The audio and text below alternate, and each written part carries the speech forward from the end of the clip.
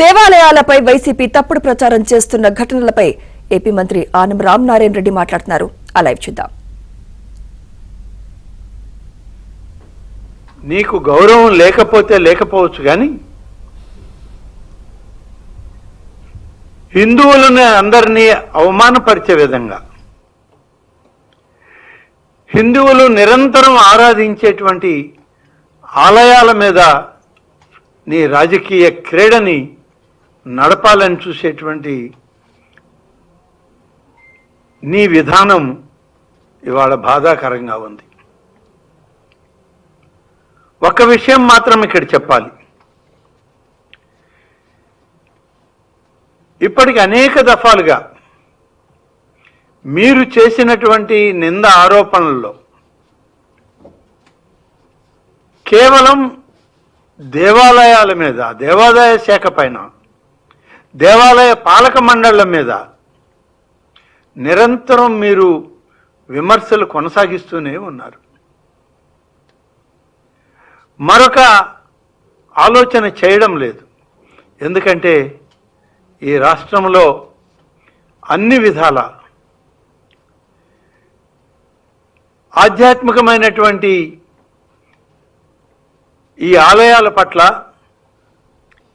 ముఖ్యంగా హిందువులు నిరంతరం కొలిచేటువంటి దేవుళ్ళ పట్ల, దేవాలయాల పట్ల, ఆ యొక్క ఆగమ శాస్త్రాల పట్ల ఇవాళ ఈ ప్రభుత్వం ప్రత్యేక దృష్టి సారించింది.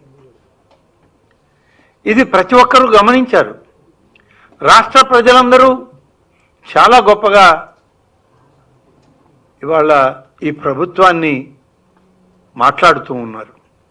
ఇంత ఆధ్యాత్మికతని పెంపొందించేటువంటి, హిందుత్వాన్ని ప్రచారం చేసేటువంటి, సనాతన ధర్మాలు ఆచారాలకు కట్టుబడినటువంటి విధానాలు గత ప్రభుత్వంలో లేవు.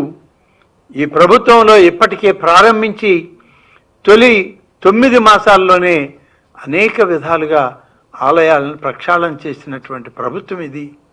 నాయకుడిగా ముఖ్యమంత్రి చంద్రబాబు నాయుడు గారిని ఇవాళ ప్రతి ఒక్కరూ కూడా గుర్తు చేసుకునేటువంటి పరిస్థితి.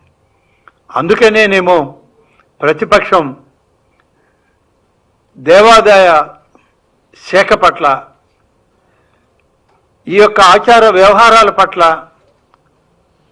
నిత్యం జరిగేటువంటి ధూపదీప నైవేద్యాల పట్ల,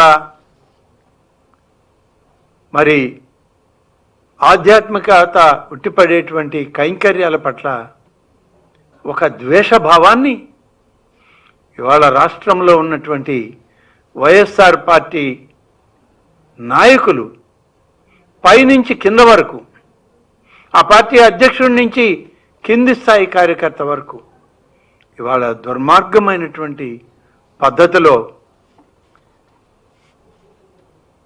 ఈ వ్యవస్థని నిరంతరం విమర్శల పాలు చేయడానికి ఒక ప్రయత్నం జరుగుతూ ఉంది.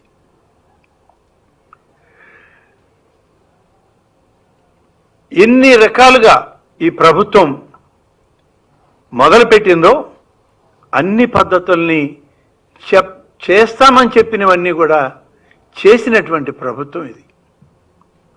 అందుకే ఈ సందర్భంలో ఒక్క వాక్యం మాత్రం చెప్పాల్సిన అవసరం ఉంది. వైఎస్ఆర్ కాంగ్రెస్ పార్టీ నాయకుడైనటువంటి జగన్మోహన్ రెడ్డిని, ఆయన అనుచర గణాన్ని దేవుడు క్షమించడు. కలియుగ దైవమైనటువంటి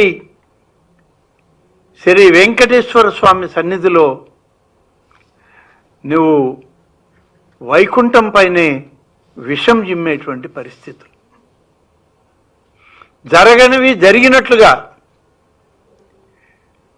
నీ మీడియాలో, నీ బులుగు మీడియాలో వివిధ రకాలుగా ప్రచారం చేస్తే ప్రజలు నమ్ముతారనేటువంటి ఒక తప్పుడు ఆలోచనని, మార్గాన్ని ఎంచుకున్నారు మీరు. ఇది కొనసాగదు అని చెప్పి చెప్పాల్సినటువంటి అవసరం ఉంది. అందుకని ఈరోజు అనేక దఫాలు గతంలో కూడా చెప్పాము, ఎక్కడికక్కడ చెప్తూనే వస్తున్నాం. కానీ ఇవాళ వైఎస్ఆర్ పార్టీ నాయకులకి ఇవి ఎన్ని చెప్పినా వాళ్ళ తలకి ఎక్కడం లేదు. తప్పక ఇవాళ మళ్ళీ కేంద్ర పార్టీ కార్యాలయం నుంచే మీకు జవాబు చెప్పాలి అని చెప్పి చేసేటువంటి ప్రయత్నం ఇవాళ మొదలుపెట్టాను. దాదాపుగా 4.5 దశాబ్దాల రాజకీయ జీవితం ఉన్నది. అనేక మంది ముఖ్యమంత్రులతో పనిచేసినటువంటి వ్యవస్థలో ఉన్నటువంటి వ్యక్తిని నేను.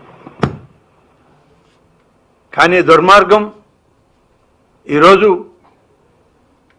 ఇటువంటి ప్రతిపక్షంకి సాక్షాత్తు వైకుంఠవాసి మీద జరిగే దుష్ప్రచారం మీద జవాబు చెప్పుకోవాల్సి రావడం అనేదే నాకు బాధగా ఉంది.